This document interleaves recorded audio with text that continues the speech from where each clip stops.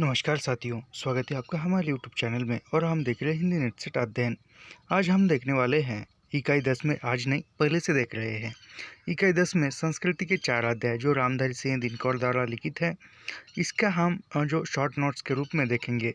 यह किताब में लाइन टू लाइन पंक्ति दर पंक्ति जितनी भी रचनाएं लाइन टू लाइन पंक्ति दर पंक्ति पढ़ाना रह गया है, वह रचनाएं मैंने क्यों नहीं पढ़ाई आपको पता है। मैं बताता हूँ कि वह रचनाएं जितनी भी लाइन टू लाइन पढ़ाना रह गई है वह क्यों रह गई है, क्योंकि समय कम था और वह रचनाएं बड़ी बड़ी थी। यदि वह रचना हम लाइन टू लाइन पढ़ाते तो वह काफ़ी समय लग जाता था और जो छोटी छोटी जो रचनाएं है वह भी पढ़ाना रह जाता था। इसलिए ये बड़ी बड़ी रचनाएं जो है मैंने लाइन टू लाइन पंक्ति दर पंक्ति नहीं पढ़ाई है। तो इसलिए हम इसको परीक्षा के दृष्टिकोण से एक शॉर्ट में देखते हैं। यह सब कुछ हम निःशुल्क पढ़ाते हैं और निःशुल्क अध्ययन करने के लिए हमारे चैनल को सब्सक्राइब कीजिए, लाइक कीजिए और शेयर करना मत भूलिए। प्रारंभ करते हैं यहाँ से। संस्कृति के 4 अध्याय यह रामधारी सिंह दिनकर द्वारा लिखित है और इसका प्रकाशन वर्ष 1956 है। साहित्य अकादमी पुरस्कार प्राप्त वर्ष 1959 में, यानी दिनकर को संस्कृति के 4 अध्याय पर साहित्य अकादमी पुरस्कार भी प्राप्त हुआ है और यह 1959 में मिला है। याद रखिए, पूछा जा सकता है।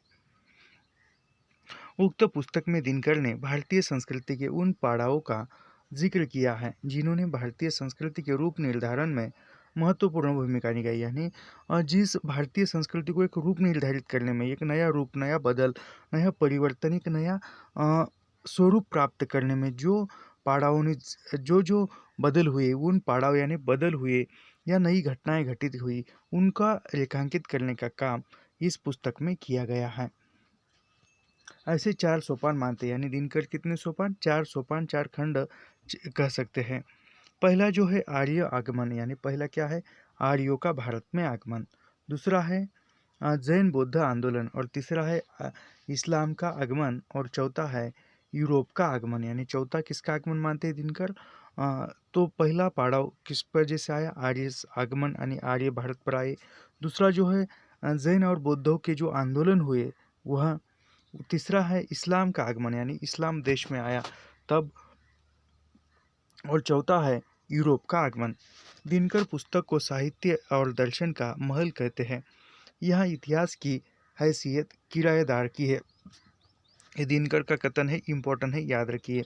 दिनकर पुस्तक को साहित्य का दर्शन महल कहते हैं, यानी पुस्तक को साहित्य का दर्शन महल किसने कहा है? तो दिनकर ने कहा है, याद रखिए।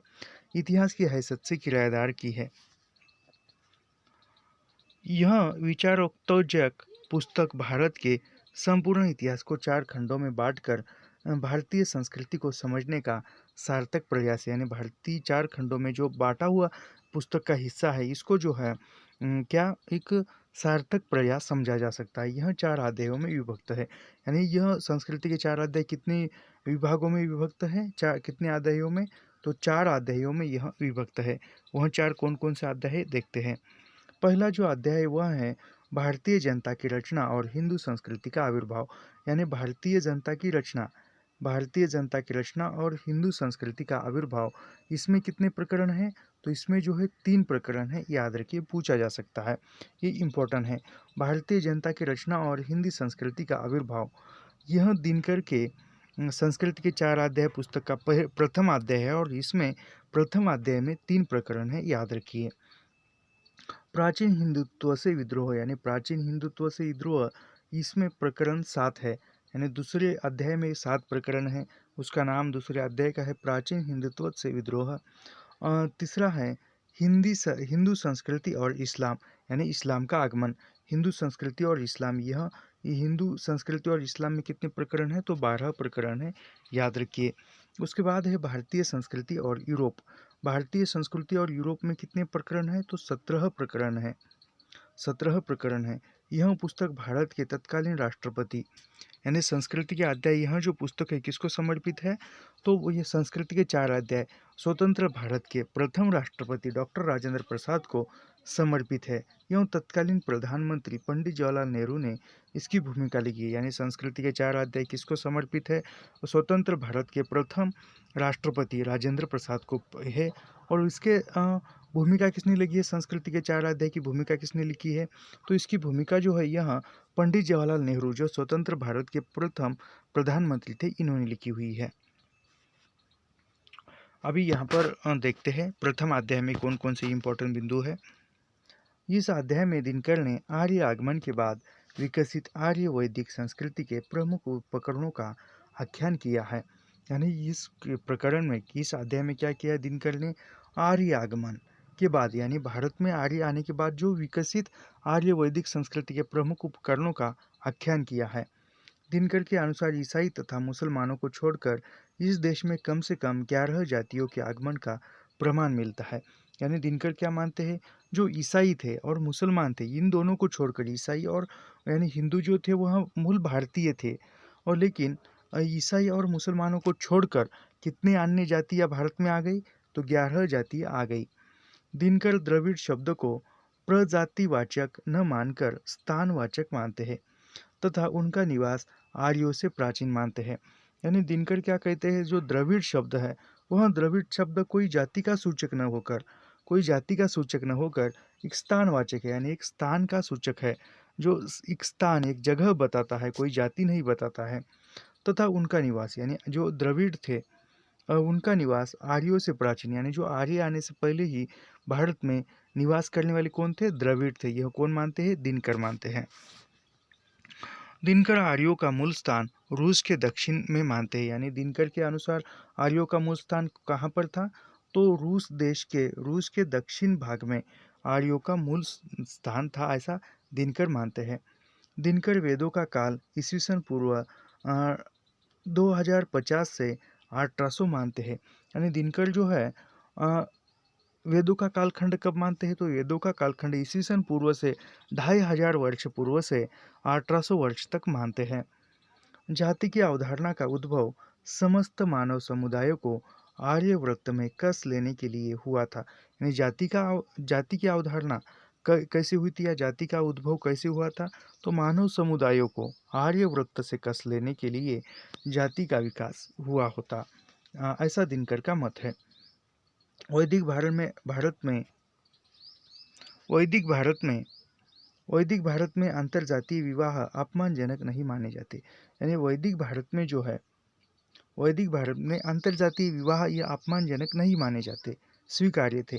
जाति प्रथा के स्वीकार्य को दिनकर देश में संस्कृति समन्वय का पहला कदम मानते। यानी जाति प्रथा के स्वीकार्य को दिनकर देश में संस्कृति समन्वय का पहला कदम मानते हैं।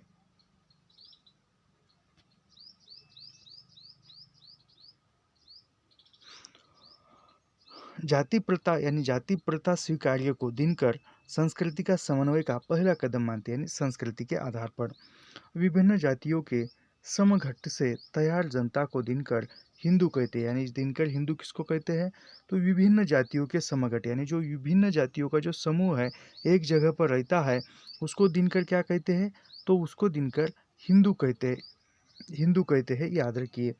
विभिन्न जातियों के जमघट के तैयार जनता को, यानी विभिन्न जातियों का समूह एक ही स्थान पर रहता है, उसको दिनकर हिंदू कहते हैं। यानी कहाँ पर, हिंदुस्तान में रहते हैं। दिनकर भारतीय संस्कृति की उपमा विभिन्न औषधियों के मिश्रण से बने काढ़े से देते हैं। यानी दिनकर भारतीय संस्कृति की उपमा किसके लिए, दिनकर भारतीय संस्कृति की उपमा विभिन्न औषधि, यानी जो भी विभिन्न औषधियों का मिश्रण बनाकर जो काढ़ा तैयार किया जाता है, उसको वह भारतीय संस्कृति की उपमा देते हैं। यानी बहुत सारी जाति धर्म वर्ण, यह सब मिलाकर भारतीय समाज बना हुआ है, ये उस विभिन्न औषधियों के मिश्रण से पता चलता है। द्वितीय अध्याय में क्या है, यह भी देखते हैं। द्वितीय अध्याय में दिनकर द्वितीय अध्याय को प्राचीन हिंदुत्व से विद्रोह कहते हैं। यानी दिनकर द्वितीय अध्याय को क्या नाम देते हैं, दिनकर प्राचीन हिंदुत्व से विद्रोह कहते हैं। यह अध्याय जैन बौद्ध आंदोलन है। यानी द्वितीय अध्याय का नाम क्या है, जैन बौद्ध आंदोलन, और उसको क्या कहते हैं, प्राचीन हिंदुत्व से विद्रोह कहते हैं। दिनकर निराशवाद का प्रचंडतम रूप जैन बौद्ध आंदोलन में देखते हैं।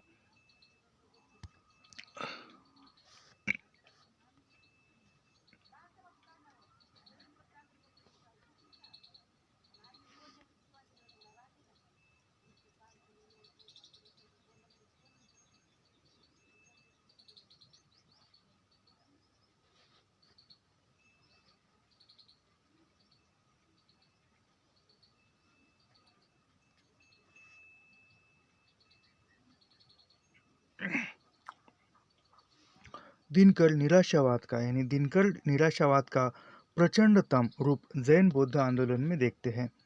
दिनकर वेद ऋषियों को धार्मिक कवि कहते हैं, यानी दिनकर धार्मिक कवि किसको कहते हैं? जो वेद ऋषि थे उनको दिनकर धार्मिक कवि कहते हैं। पुरोहितवाद ब्राह्मण युग का प्राप्य है, यानी पुरोहितवाद क्या है? ब्राह्मण युग का प्राप्य है। अहिंसा मोक्ष निराशावाद आदि को दिनकर उपनिषद खोज मानते हैं, यानी दिनकर उपनिषद खोज किसको मानते हैं? तो वह अहिंसा मोक्ष निराशावाद इनको जो है दिनकर उपनिषदीय खोज मानते हैं। अहिंसा और तप जैन धर्म की दो बड़ी विशेषता है, यानी दिनकर के अनुसार जैन धर्म की कौन सी दो बड़ी विशेषता है? अहिंसा और तप। अनेकवाद अनेकतावाद दिनकर बौद्ध धर्म को हिंदुत्व का ही संशोधित रूप मानते हैं, यानी दिनकर बौद्ध धर्म को जो है हिंदुत्व का ही यानी हिंदू का ही एक संशोधित रूप सुधारित रूप बौद्ध को दिनकर मानते हैं। प्रबोध चंद्रोदय नाटक में बौद्ध जैन धर्म के पतित रूप का चित्रण है, यानी किस नाटक में बौद्ध जैन धर्म के पतित रूप का चित्रण है? तो प्रबोध चंद्रोदय नाटक में बौद्ध जैन धर्म के पतित का चित्रण देखने को मिलता है।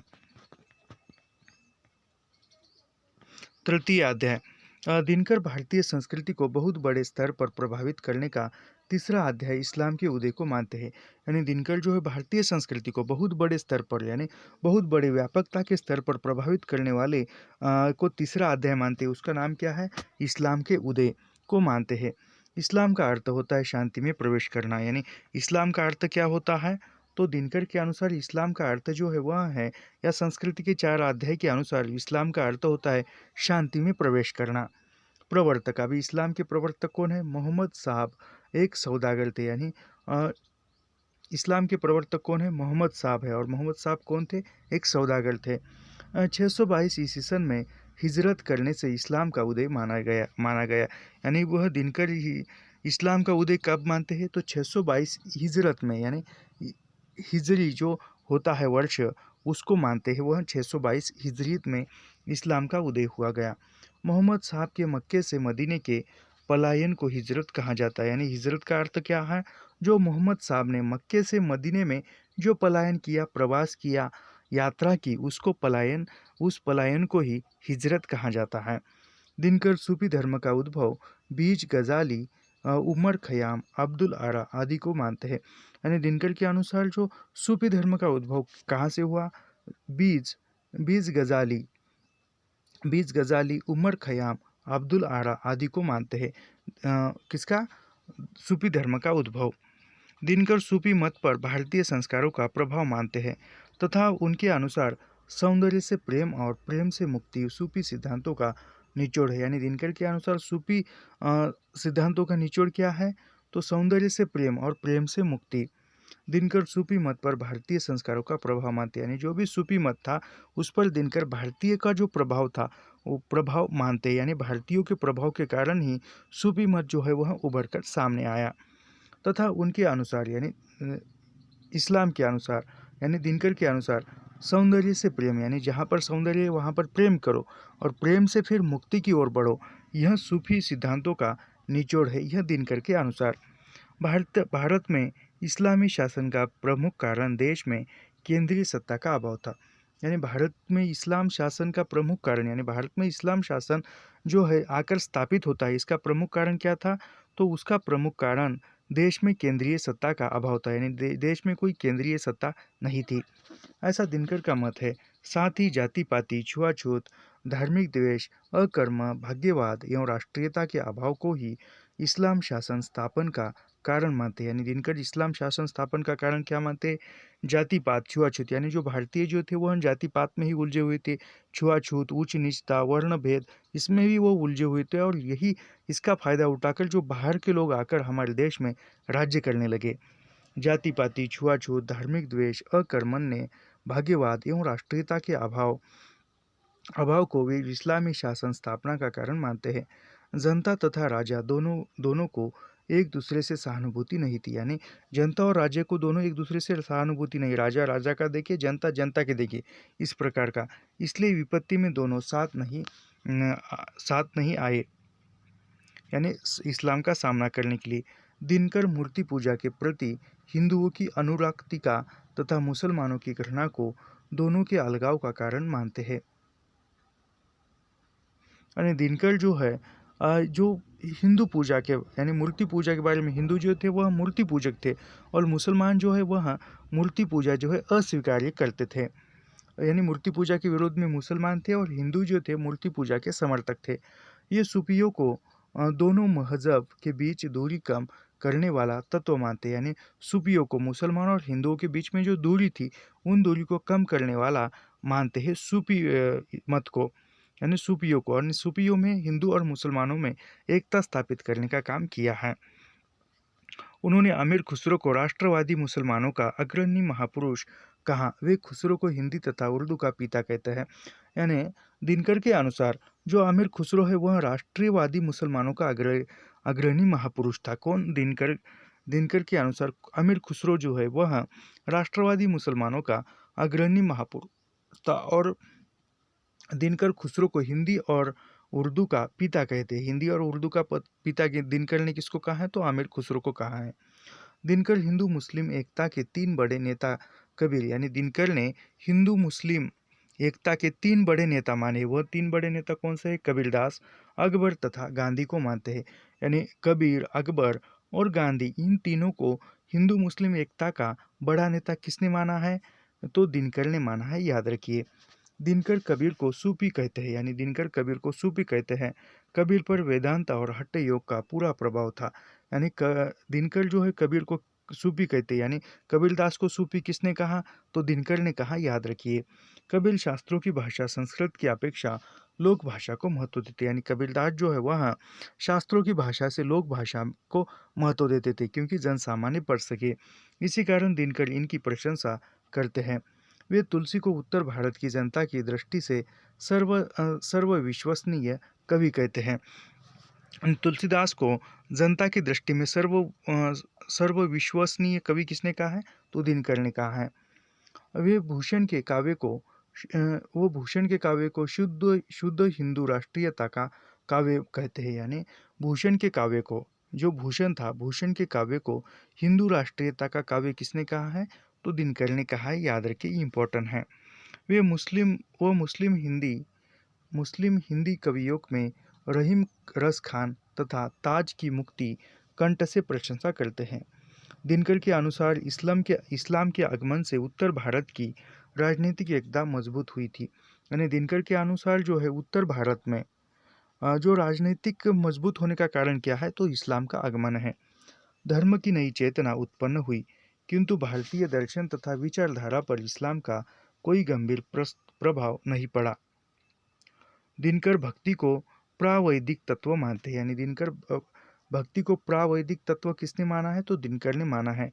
उन्होंने भक्ति आंदोलन का मूल ग्रंथ भागवत को न मानकर आलवारों के पद संकलन प्रबंध को मानने का आग्रह किया। यानी दिनकर जो है ये इम्पोर्टेंट है। भक्ति आंदोलन, यानी दिनकर ने भक्ति आंदोलन का जो मूल ग्रंथ है वह भागवत को न मानकर, यानी भक्ति आंदोलन का मूल ग्रंथ भागवत किसने नहीं माना है? तो वह दिनकर ने नहीं माना है। भागवत को न मानकर उन्होंने जो आलवारों के पद संकलन है, आलवारों के पद संकलन का नाम क्या है? प्रबंध को माना है मूल ग्रंथ। वैष्णव भक्ति में राम उपासना के प्रवर्तक रामचंद्र को मानते हैं। यानी वैष्णव भक्ति में राम उपासना यानी राम की उपासना करने वाले प्रवर्तक किसको माना है दिनकर ने? तो रामानंद को मानते हैं। अकबर ने अल्लो उपनिषद लिखवाया था। यानी अकबर ने कौन सा ग्रंथ लिखवाया था? तो अल्लो उपनिषद लिखवाया था। या अल्लो उपनिषद किसने लिखवाया था? तो अकबर ने लिखवाया था, याद रखिए। दिनकर ने अमृत और हलाहल के 2 संघर्षों का जिक्र किया है। यानी दिनकर ने हलाहल के 2 संघर्षों का जिक्र किया है, याद रखिए। प्रथम अकबर और शेख अहमद सर हिंदी का तथा दूसरा गांधी और गोडसे का। यानी 2 हलाहलों में कौन है? प्रथम कौन आता है? अकबर और शेख अहमद। और दूसरा कौन है? अकबर और शेख अहमद सर हिंदी, यानी शेख अहमद सर हिंदी का प्रथम जिक्र किया गया है और दूसरा गांधी और गोडसे का। दिनकर ने शाहजहां के व्यक्तित्व को फटा हुआ कहा है, यानी शाहजहाँ के व्यक्तित्व फटा हुआ किसने कहा है? तो दिनकर ने कहा है, याद रखिए। जिसका एक भाग दारा की शोह और दूसरा औरंगजेब। दिनकर ने दारा की शोह को पराजित पीयूष कहा है, यानी दारा शिकोह को परा पराजित पीयूष किसने कहा है? तो दिनकर ने कहा है। दिनकर ने गुरु गोविंद सिंह को परशुराम का अवतार कहा है, यानी गुरु गोविंद सिंह को परशुराम का अवतार किसने कहा है? तो दिनकर ने कहा है। काफ़ी इम्पोर्टेंट है। दिनकर ने इस्लामी शासन में बाद में आई उदारता का कारण ईरानी प्रभाव माना है, यानी जो इस्लामी शासन में बाद में एक उदारता आई, वह उदारता का कारण दिनकर क्या मानते हैं? तो ईरानी प्रभाव, उन पर ईरानी प्रभाव पड़ा और उसमें जो है उदारता की भावना उत्पन्न हुई। दिनकर गाथा सप्तशती को सांसारिक काव्य का प्राचीनतम नमूना मानते हैं, यानी गाथा सप्तशती को सांस्कारिक काव्य का प्राचीनतम नमूना किसने माना है? तो दिनकर ने माना है, याद रखिए। नायिका भेद केशव ने 360 देव ने, यानी नायिका भेद करने वाले कौन थे? केशवदास थे, और उन्हें 360, देव ने 384 और रसलीन ने 1352 बताए हैं। ऐसा मत दिनकर का है क्या? प्राचीनतम नमूने। रीतिकालीन ऐहिक काव्य तथा प्रेम की पीड़ा के कवियों पर दिनकर इस्लामी भावुकता का प्रभाव देखते हैं, यानी जो रीतिकालीन कवि थे वह ऐहिक काव्य तथा प्रेम की पीड़ा को रेखांकित करते थे। इन कवियों पर दिनकर ने इस्लामी भावुकता का प्रभाव माना है।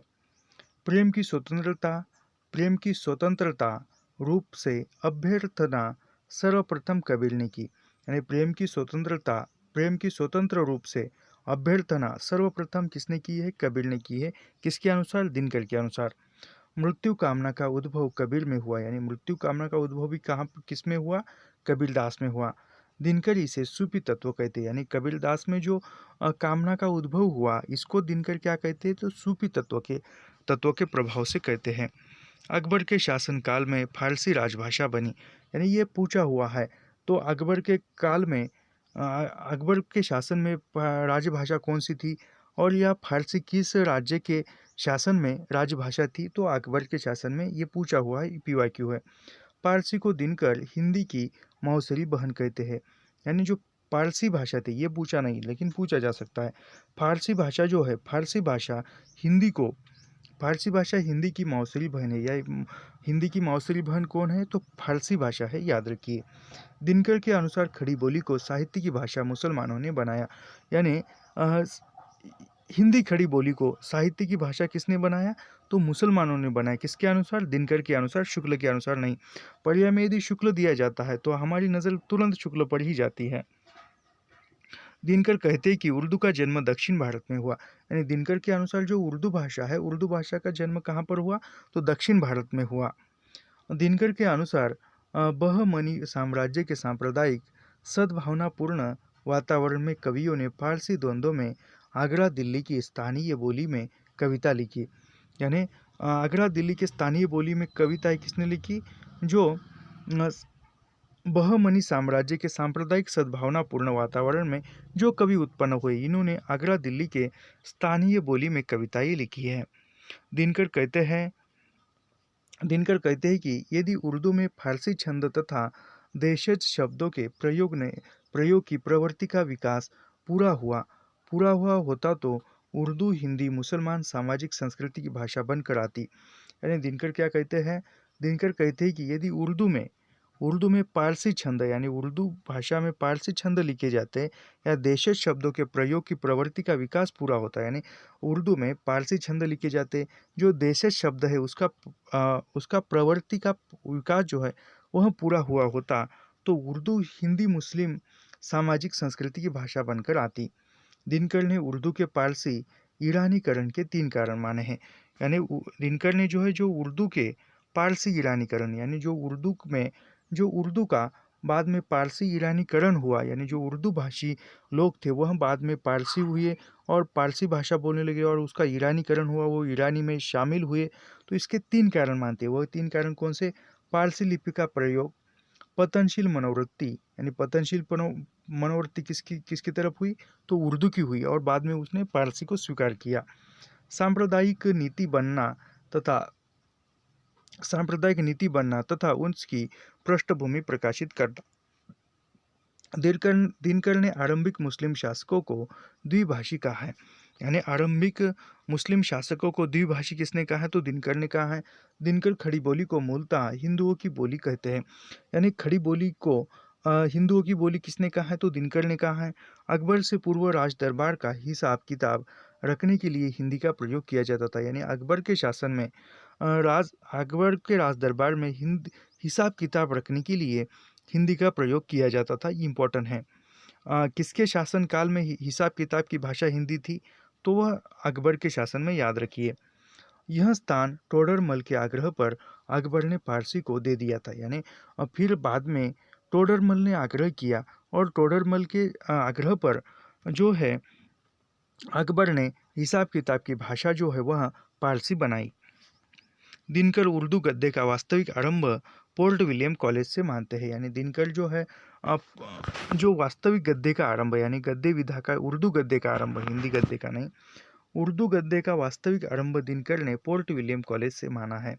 दिनकर ने सूफियों को इस्लाम के सर्वोत्तम मानव कहा है। यानी सूफियों को इस्लाम के सर्वोत्तम मानव किसने कहा है? तो दिनकर ने कहा है।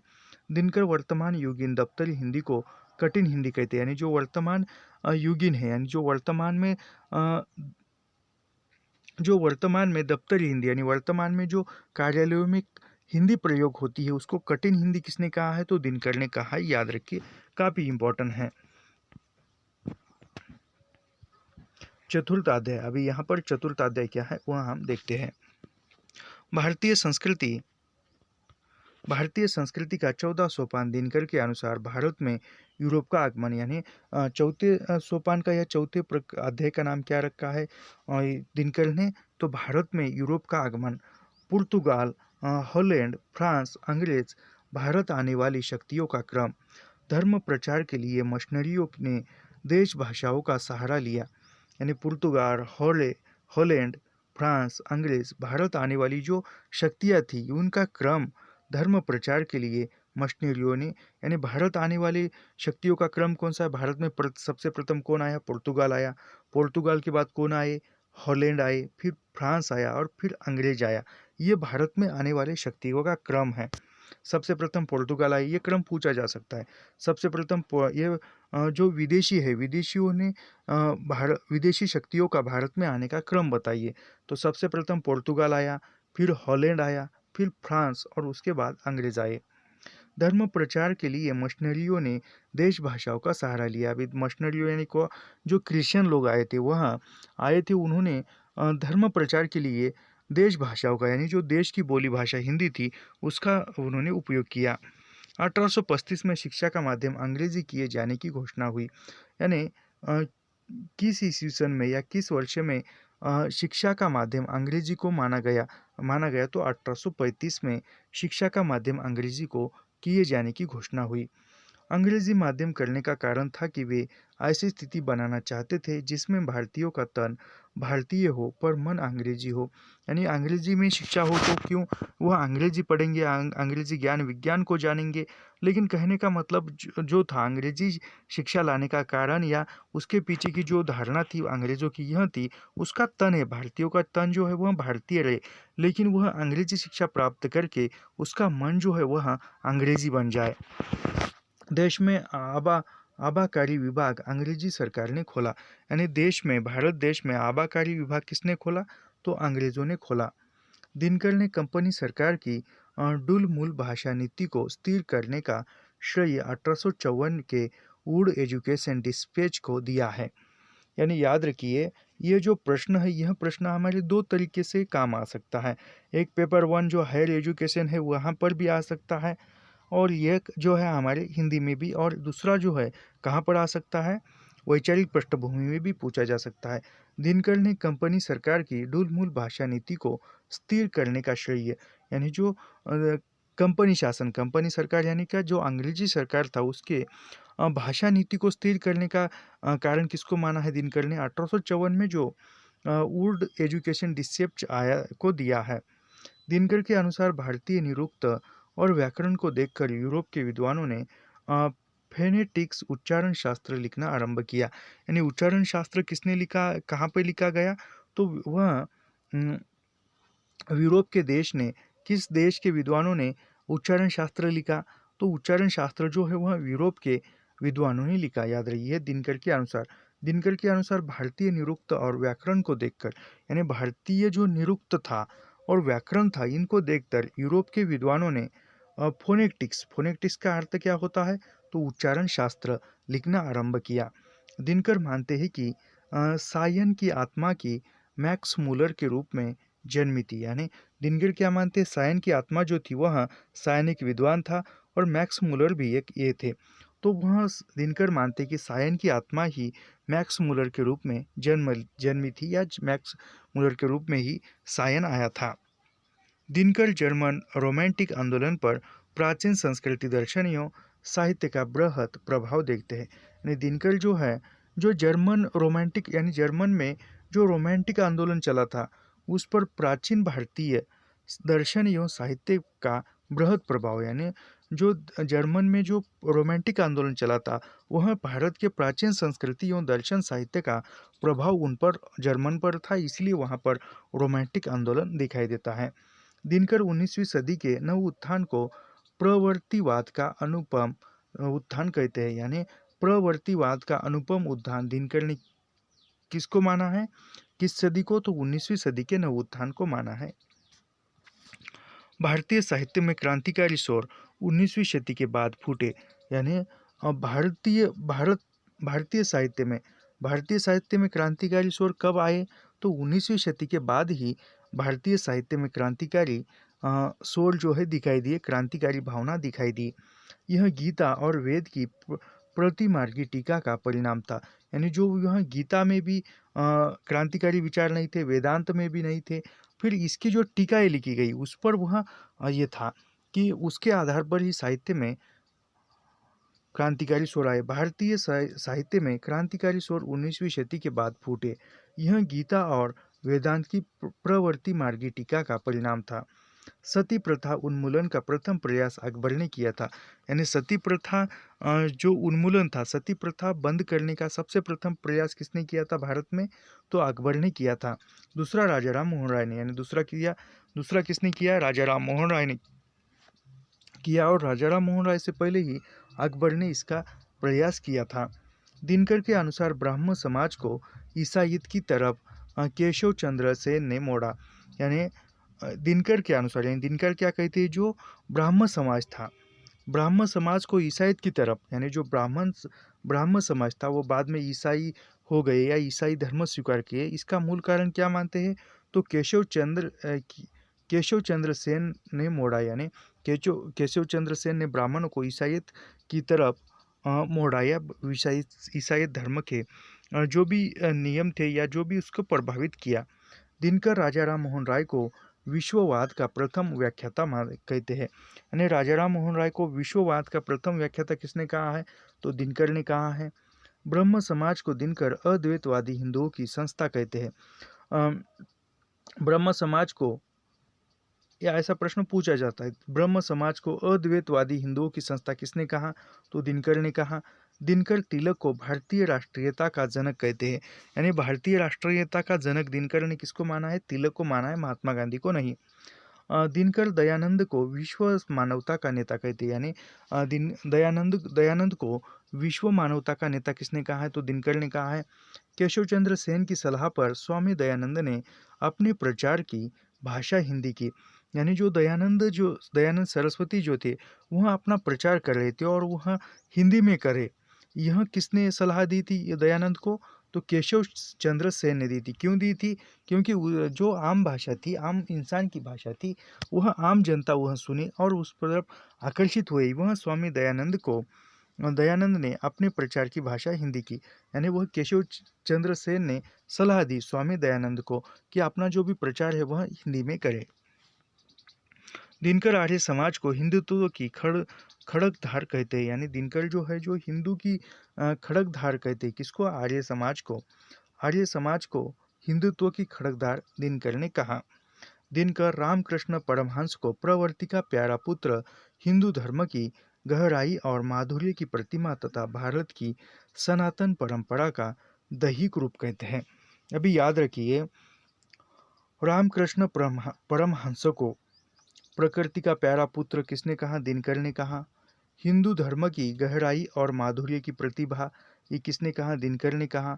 भारत की सनातन परंपरा का दैहिक रूप कहते हैं किसको? आर्य रामकृष्ण परमहंस को कहते हैं। ये इम्पोर्टेंट है सब कुछ। आगे बढ़ते हैं। दिनकर रामकृष्ण परमहंस को धर्म का जीता जागता रूप कहते हैं, यानी धर्म का जीता जागता रूप दिनकर ने किसको कहा है? तो रामकृष्ण परमहंस को कहा है। दिनकर ने रामकृष्ण को अनुभूति तथा विवेकानंद को व्याख्या कहा है, यानी दिनकर ने रामकृष्ण को अनुभूति कहा और विवेकानंद को व्याख्या कहा। रामकृष्ण को अनुभूति और विवेकानंद को व्याख्या किसने कहा? दिनकर ने कहा। दिनकर विवेकानंद को सांस्कृतिक राष्ट्रीयता का पिता कहते हैं, यानी विवेकानंद को सांस्कृतिक राष्ट्रीयता का पिता दिनकर ने कहा। गीता का दूसरा आख्यान दिनकर के अनुसार लोकमान्य तिलक ने लिखा, यानी गीता का जो दूसरा आख्यान है वह किसने लिखा? दिनकर के अनुसार, तो लोकमान्य तिलक ने लिखा।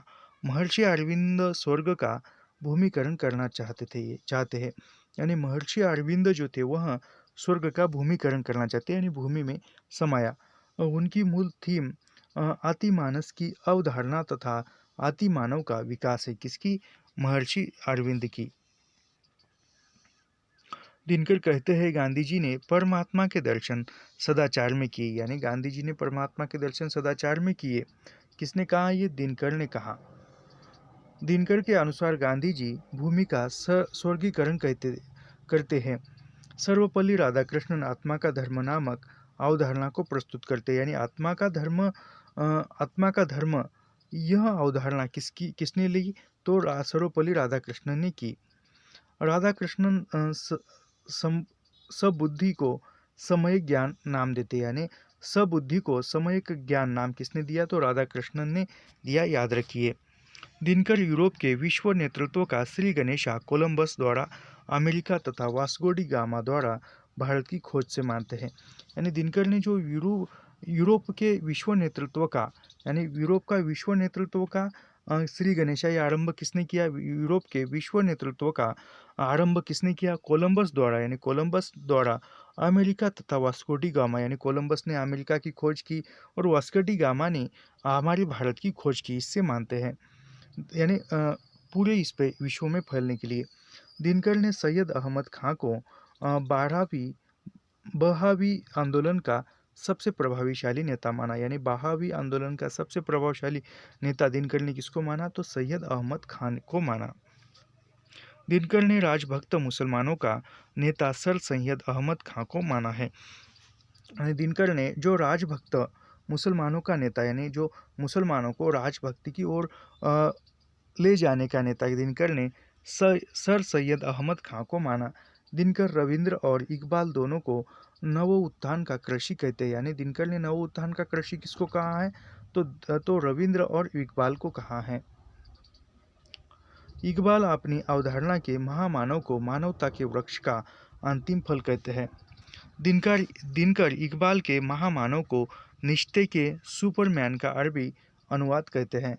हिंदू मुस्लिम एकता का सर्वश्रेष्ठ प्रदर्शन 1857 के स्वाधीनता संग्राम के बाद दूसरी बार 1920 के असहयोग आंदोलन में हुआ, यानी सबसे प्रथम स्वाधीनता संग्राम जो हुआ था वह 1857 में हुआ था, तब भारत की एकता, हिंदू मुस्लिम एकता दिखाई दी। और उसके बाद 1920 में जो असहयोग आंदोलन चला था महात्मा गांधी के नेतृत्व में, वहाँ पर भी हिंदू मुस्लिम एकता देखने को मिली।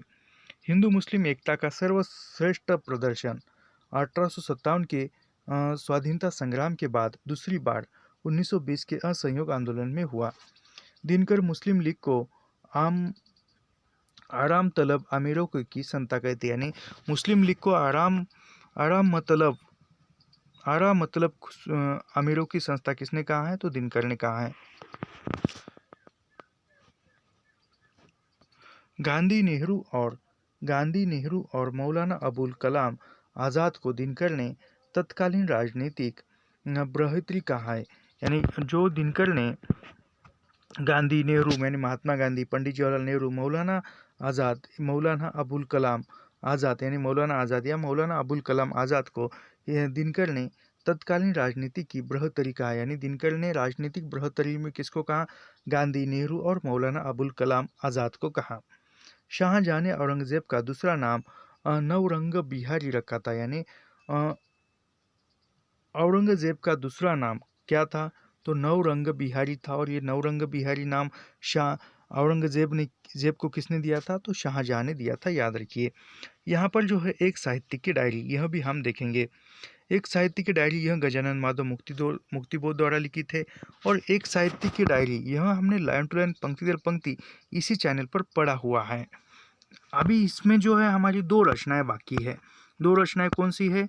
तो वह एक है, देखो, अरे यायावर रहेगा याद। और उसके बाद राहुल सांस्कृत्य की तिब्बत की यात्रा, मेरी तिब्बत यात्रा, यह दो रचनाएं शेष है। यह हम ये हो जाने के बाद कल जो है वह देखेंगे। एक साहित्य की डायरी केवल उस स्तंभ का नाम था जिसके अंतर्गत समय समय पर मुक्तिबोध को अनेक प्रश्नों पर विचार करने की छूट न केवल संपादक की ओर से बल्कि, यानी यह जो कथन है, यह कथन एक साहित्य की डायरी के भूमिका से है। एक साहित्य की डायरी केवल उस स्तंभ का नाम था जिसके अंतर्गत समय समय पर मुक्तिबोध को अनेक प्रश्नों पर विचार करने की छूट न केवल संपादक की ओर से बल्कि स्वयं अपनी ओर से भी होती थी।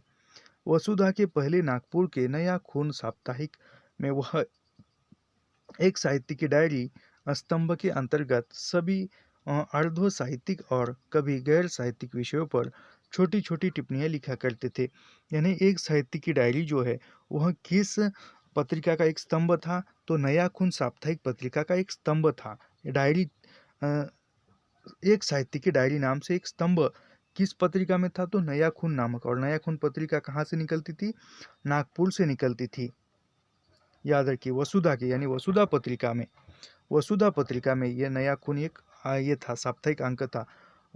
वसुधा पत्रिका के पहले, यानी वसुधा पत्रिका के पहले, यानी वसुधा पत्रिका निकलने से पहले नया खून साप्ताहिक पत्रिका थी। और उस पत्रिका में एक साहित्यिक की डायरी स्तंभ के अंतर्गत, यानी एक साहित्यिक की डायरी एक नया खून नामक साप्ताहिक पत्र का एक स्तंभ था, एक स्तंभ था। और उस स्तंभ में एक साहित्यिक की डायरी नाम के वो स्तंभ था। और उस स्तंभ के अंतर्गत कभी अर्ध साहित्यिक और कभी गैर साहित्यिक, यानी जो कुछ थोड़ा बहुत साहित्य लिखता है और कुछ साहित्यिक विषय पर नहीं है, छोटी छोटी टिप्पणियां लिख करते थे। कौन? मुक्तिबोध, जो एक अलग संकलन के रूप में प्रकाशन के लिए प्रस्तावित है। यानी वही जो है वही एक अलग एक साहित्य की डायरी नाम से किताब में है। न तो सामयिक टिप्पणियों को साहित्य मानते थे, यानी दिन मुक्तिबोध जो है सामयिक टिप्पणियों को साहित्य मानते थे, और न साहित्य को सामयिक टिप्पणी। मुक्तिबोध की डायरी उस सत्य की खोज है जिसके आलोक में कवि अपने अनुभव को सार्वभौमिक अर्थ देता है। यानी ये इम्पोर्टेंट कथन है। मुक्तिबोध की डायरी उस सत्य की खोज है जिसके आलोक में कवि अपने अनुभव को सार्वभौमिक अर्थ देता है। पुस्तक की विषय सूची, यानी पुस्तक की जो विषय सूची है एक साहित्य की डायरी या पुस्तक की जो उपशीर्षक है वह कैसे है देखते हैं। पहला है तीसरा क्षण, दूसरा है एक लंबी कविता का अंत, तीसरा है डबरे पर सूरज का बिंब, और चौथा है हाशिए पर कुछ नोट्स। सड़क को लेकर एक बातचीत, यानी पांचवा कौन सा है? सड़क को लेकर एक बातचीत, एक मित्र की पत्नी का प्रश्न चिन्ह, नई की जन्म कुंडली एक, नई की जन्म कुंडली दो, वीरकर, विशिष्ट और अद्वितीय, कटुयान और काव्य सत्य, कलाकार की व्यक्तिगत ईमानदारी एक और कलाकार की व्यक्तिगत ईमानदारी दो। यानी यह परीक्षा में पूछा जाता है। ऐसे नाम दिए जाते: तीसरा क्षण, लंबी कविता का अंत, डबरे पर सूरज का बिंब, हाशिए पर कुछ नोट्स। यह किस पुस्तक के उपशीर्षक है? तो यह एक साहित्य की डायरी। ये क्रम भी पूछा जा सकता है। तो हम फिर से पढ़ते हैं। पहले नंबर पर तीसरा क्षण, दूसरे नंबर पर एक लंबी कविता का अंत, तीसरे नंबर पर डबरे पर सूरज का बिंब, चौथे नंबर पर हाशिए पर कुछ नोट्स, और 5 नंबर सड़क को लेकर एक बातचीत, और 6 नंबर पर एक मित्र की पत्नी का प्रश्न चिन्ह, 7वें नंबर पर नए की जन्म कुंडली एक, और 8 नंबर पर नए की जन्म कुंडली दो, 9 नंबर क्या है? वीरकर, और 10 नंबर विशिष्ट और अद्वितीय, 11 नंबर है कटुयाना और काव्य सत्य, 12 नंबर है कलाकार की व्यक्तिगत ईमानदारी एक, और अंततः है कलाकार की व्यक्तिगत ईमानदारी 2। ये इम्पोर्टेंट है, काफ़ी पहले इस पर पूछा हुआ सवाल भी है, काफ़ी इम्पोर्टेंट है, ये मुकदगत ही करना चाहिए। अभी इसके महत्वपूर्ण कथन देखते हैं।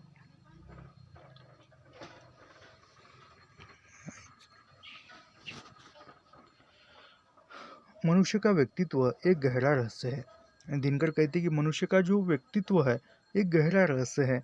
इसका प्रथम भान मुझे केशव द्वारा मिला, यानी केशव एक लेखक का मित्र होता है, काल्पनिक। इसलिए नहीं कि केशव मेरे सामने खुला मुक्त हृदय नहीं था, उसके जीवन में कोई ऐसी बात नहीं थी जो छिपाई जाने योग्य हो। इसके अलावा वह चालाक, सचमुच बहुत दयालु, धीर गंभीर, भीषण कष्टों को सहज ही सह लेने वाला, अत्यंत क्षमाशील था, किंतु साथ ही वह शिथिल, स्थिर, चंचल, यंत्रवत और सहज स्नेही था, जिसमें सबसे बड़ा दोष यह था कि उसमें बाल कोचित, बाल सुलभ गुण दोष नहीं थे। किसमें? बाल सुलभ, यानी बाल सुलभ, बालों कोचित, ये गुण दोष नहीं थे। किसमें? केशव में। मुझे हमेशा लगा कि उसका विवेक वृद्धता का लक्षण है। हम दोनों के बीच एक ऐसा विश्वास हो गया, किसके? लेखक और केशव के बीच में ऐसा विश्वास हो गया था कि तथ्य का अनादर करना, छुपाना, उससे परहेज करना, दिमागी तलघर में डाल देना न केवल गलत है, वरन उससे कई मानसिक उलझनें उत्पन्न होती है। मुझे लगता है कि मन एक रहस्यमय लोक है, यानी दिनकर क्या कहते हैं कि दिनकर नहीं, सॉरी, मुक्तिबोध कहते हैं। मुक्तिबोध क्या कहते हैं कि मुझे लगता है कि मन एक रहस्यमय लोक है जिसमें अंधेरा है, यानी मन में एक अंधेरा है। अंधेरे में सीढ़ियाँ है, सीढ़ियों में सीढ़ियाँ गीली है, सबसे निचली सीढ़ी पानी में डूबी हुई है। वहाँ अथाह काला जल है, उस अथाह जल से स्वयं को ही डर लगता है। ये किसका कथन है? तो दिनकर का नहीं, मुक्तिबोध का कथन है, और ये परीक्षा में पूछा हुआ है, क्योंकि हमने एक साहित्य की डायरी में दिनकर दिनकर बहुत बार कहा, तो इसलिए अभी दिनकर ही जुबान पर आ रहा है। इस अतः काले जल में कोई बैठा है, वह शायद मैं ही हूँ। अतः और एकदम स्याह अंधेरे पानी की सतह पर चांदनी का एक चमकदार पट्टा फैला हुआ है, जिसमें मेरी ही आंखें चमक रही है, मानो दो नीले मूंगिया पत्थर पित्तर उद्दीप्त हो उठी हो। साधारण बातें जो कि हमारे समाज की विशेषताएं थी, साधारण बातें कौन सी है? हमारी की विशेषताएं थी समाज की, हमारी चर्चा का विषय बनती है, यानी जो समाज की विशेषता है वही हमारे चर्चा का विषय बनती है। मुझे अभी तक याद है कि उसने मुझे पहली बार कहा था कि गांधीवाद ने भावुक धर्म कर्म की प्रवृत्ति पर कुछ ढंग से जोर दिया है। किसने कहा था? केशव ने कहा था मुक्तिबोध को। मुझे अभी तक याद है कि उसने मुझे पहली बार कहा था कि गांधीवाद ने भावुक कर्म की प्रवृत्ति पर कुछ इस ढंग से जोर दिया है कि सप्रश्न बौद्धिक प्रवृत्ति दबा दी गई। असल में यह गांधीवाद की प्रवृत्ति प्रश्न विश्लेषण और निष्कर्ष की बौद्धिक क्रियाओं का अनादर करती थी। सच तो यह है कि मेरा उनके प्रति कोई विशेष स्नेह नहीं था, यानी मुक्तिबोध कहती कि केशव के प्रति मेरा कोई एक विशेष स्नेह नहीं था, न कोई आकर्षण। ऐसे पाषाणवत प्रशांत गंभीर व्यक्ति मुझे पसंद नहीं है, यानी जो पाषाणवत, जो पत्थरवत है, प्रशांत है, शांत है, ऐसे लोग जो है मुझे पसंद नहीं है। ऐसा कौन कहते हैं? मुक्तिबोध। उसके प्रति मेरे मन में सम्मान और प्रशंसा के भाव थे, यानी केशव के प्रति मुक्तिबोध के मन में कौन से भाव थे? सम्मान और प्रशंसा के। और चूंकि वह मुझे बहुत चाहता था, इसलिए मुझे भी उसे चाहना पड़ा, यानी केशव उसको चाहता था, इसलिए वह भी उसको चाहने लगे। मैं जो स्वयं था वह स्वयं हो गया था, अपने से बृहत्तर, विलक्षण, अस्वयं। किसी वस्तु या दृश्य या भाव से मनुष्य जब एकाकार हो जाता है, यानी किसी वस्तु या दृश्य या भाव से, यानी कोई वस्तु है या कोई दृश्य है और उस भाव से मनुष्य एकाकार हो जाता है, सहृदय हो जाता है, तब सौंदर्य बोध होता है। यानी सौंदर्य बोध इंसान को कब होता है?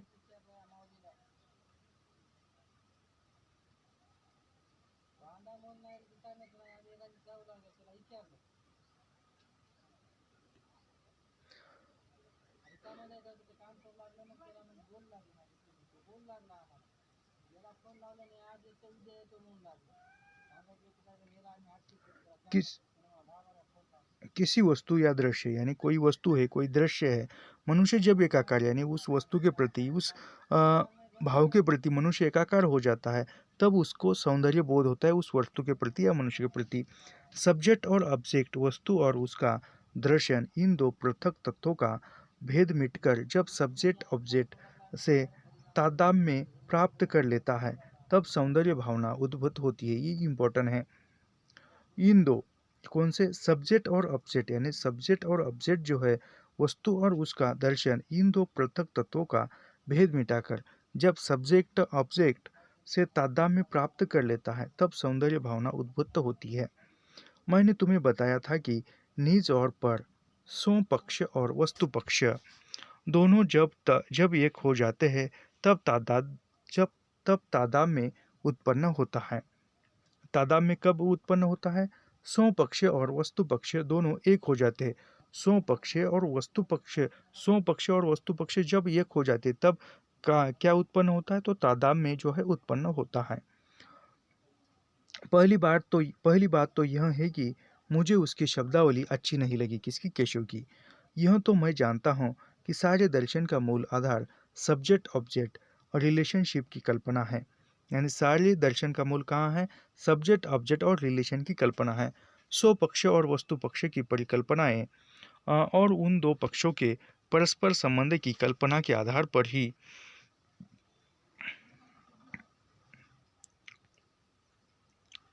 दर्शन खड़ा होता है। यानी दर्शन कहाँ का, दर्शन किसके आधार पर खड़ा होता है? दर्शन जो है वह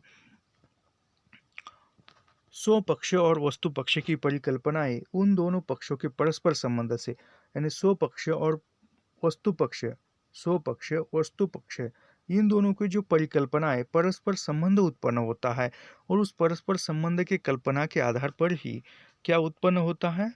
तो वह जो है दर्शन खड़ा होता है या दर्शन उत्पन्न होता है। यूं कहिए कि ज्ञान मीमांसा खड़ी होती है। एम्पिस्टेमोलॉजी अर्थात ज्ञान मीमांसा, यानी एम्पिस्टेमोलॉजी का ही मतलब है कि ज्ञान मीमांसा की बुनियाद पर ही परिकल्पनाओं के प्रासाद की रचना की गई है। इस दृष्टि से देखा जाए तो मुझे वाक्य पर हंसने की जरूरत नहीं थी। मैं उसकी स्थापना को विवाद्य मान सकता हूँ, हास्यास्पद नहीं। मैं चाहता हूँ कि साहित्य संबंधी धारणाएं वास्तविक साहित्य में विश्लेषण के आधार पर बनाई जाए। यानी ले मुक्तिबोध क्या चाहते हैं? तो मैं चाहता हूँ कि जो साहित्य संबंधी धारणाएं हैं वो वास्तविक साहित्य के विश्लेषण के आधार बन जाए। यानी जो साहित्य के संबंधी जो धारणाएं उत्पन्न हुई है वो वास्तविक साहित्य में केवल धारणा न रहकर कि वास्तविक साहित्य में भी वह आनी चाहिए। जिस प्रकार विज्ञान में इंडक्शन से डिडक्शन पर आया जाता है, यानी जिस प्रकार विज्ञान में इंडक्शन और डिडक्शन से पर आया जाता है, तथ्यों के संग्रह से उसके विश्लेषण द्वारा उनके सामान्यीकरण से अनुराग और निष्कर्ष निकाले जाते हैं, उसी प्रकार साहित्य में इंडक्शन से डिडक्शन पर क्यों न आया जाए। इंडक्शन का क्षेत्र केवल हिंदी साहित्य तक ही सीमित है। यानी इंडक्शन का क्षेत्र केवल हिंदी साहित्य तक ही सीमित है, क्यों रहे?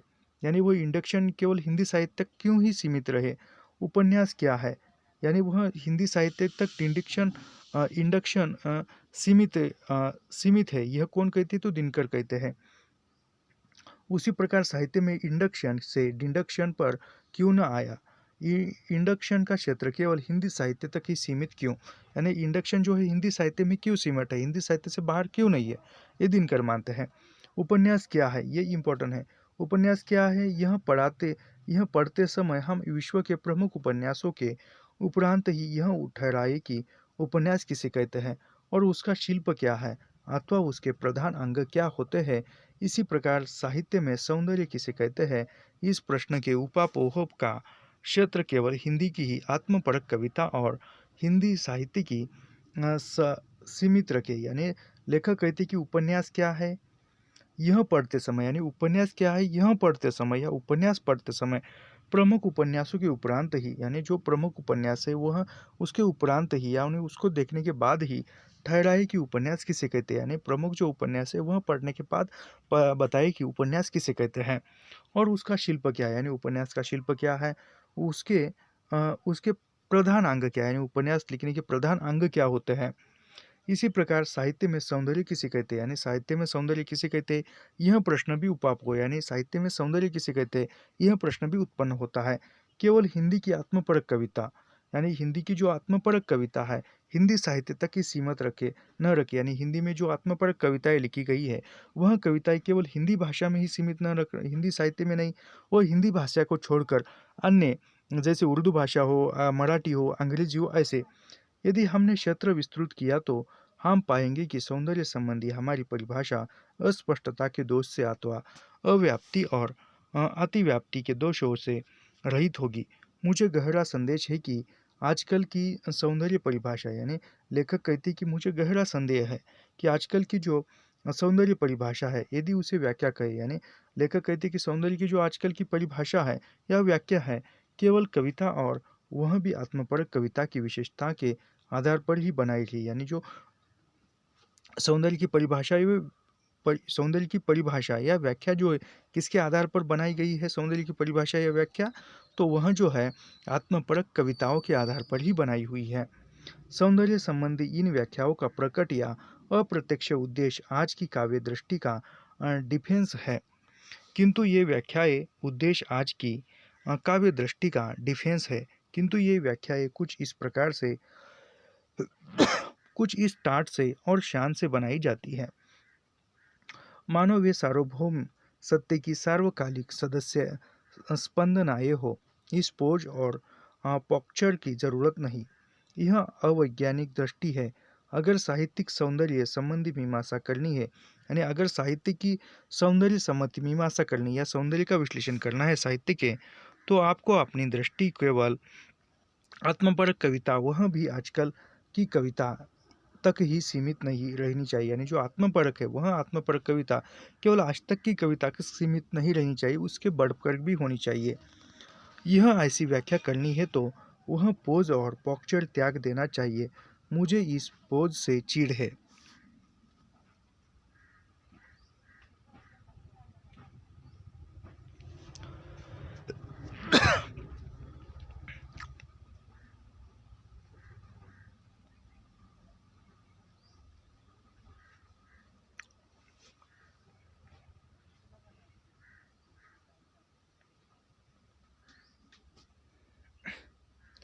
कला का पहला क्षण है जीवन का उत्कंठ तीव्र अनुभव क्षण। दूसरा है इस अनुभव का अपने कसते दुखते कस कसकते दुखते हुए एक मूल्यों से पृथक हो जाना, यानी लेखक कहते हैं कि कला का पहला क्षण क्या है, तो कला का पहला क्षण है जीवन का उत्कंठ तीव्र अनुभव क्षण, यानी जीवन का उत्कंठ तीव्र अनुभव क्षण, यह कला का पहला क्षण है। और दूसरा क्षण कला का कौन सा है, अनुभव का अपने कसते दुखते हुए मूल्यों से पृथक हो जाना, यानी मुक्तिबोध ने कला का पहला क्षण किसे माना है, तो जीवन का उत्कंठ तीव्र अनुभव क्षण, इसको मुक्तिबोध ने कला का पहला क्षण माना है। और कला का दूसरा क्षण मुक्तिबोध ने कौन सा माना है, तो वह कहते हैं कि अपने अपने कसते दुखते हुए मूल्यों से पृथक हो जाना और एक ऐसी फैंटेसी का रूप धारण कर लेना मानो वह फैंटेसी अपनी आंखों के सामने ही खड़ी हो। तीसरा और अंतिम क्षण है इस फैंटेसी के वह शब्दबद्ध होने की प्रक्रिया का आरंभ, यानी फैंटेसी जो है वह शब्दबद्ध होने की प्रक्रिया का आरंभ, यह कला का तीसरा क्षण बताते हैं। और उस प्रक्रिया की परिपूर्णता अवस्था तक गतिमानता शब्दबद्ध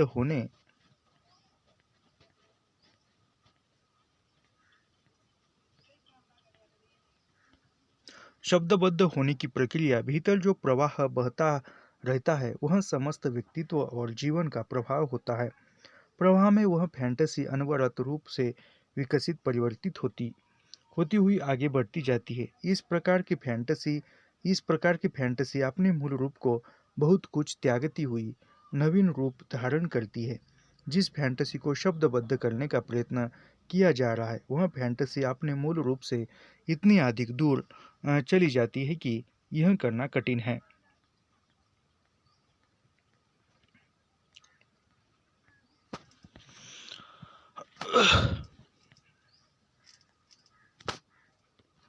कला का दूसरा क्षण मैंने कहा जारी रखना, यानी कला का दूसरा क्षण लेखक कहते कि मैंने कहा कि जारी रखा, किंतु इस यानी कोई एक बात पर वह सैद्धांतिक बातें, एक वैचारिक बातें ही बताते हैं यहाँ पर। तो यहाँ पर हमने सब कुछ देखा है, केवल इसमें 2 रचनाएँ रही है। 2 रचनाएँ कौन-सी है? तो एक रचना है मेरी तिब्बत यात्रा।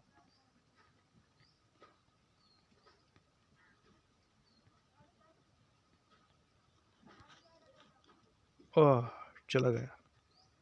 मेरी तिब्बत यात्रा और उसके बाद आर्य यायावर रह गया। यह 2 हम कल देखेंगे, और यहाँ पर कल देखने के बाद जो है वह 2 जो है हमारे मेरी तिब्बत यात्रा और एक सा आर्य यायावर रह गया याद, यह 2 हो जाने के बाद कल जो है हमारा इकाई 10 के प्रमुख तथ्य जो है वह समाप्त हो जाएँगे, और उसके बाद हम उपन्यास वह देखेंगे। तो ऐसे ही अध्ययन करने के लिए हमारे चैनल को सब्सक्राइब कीजिए, लाइक कीजिए और शेयर करना मत भूलिए। धन्यवाद।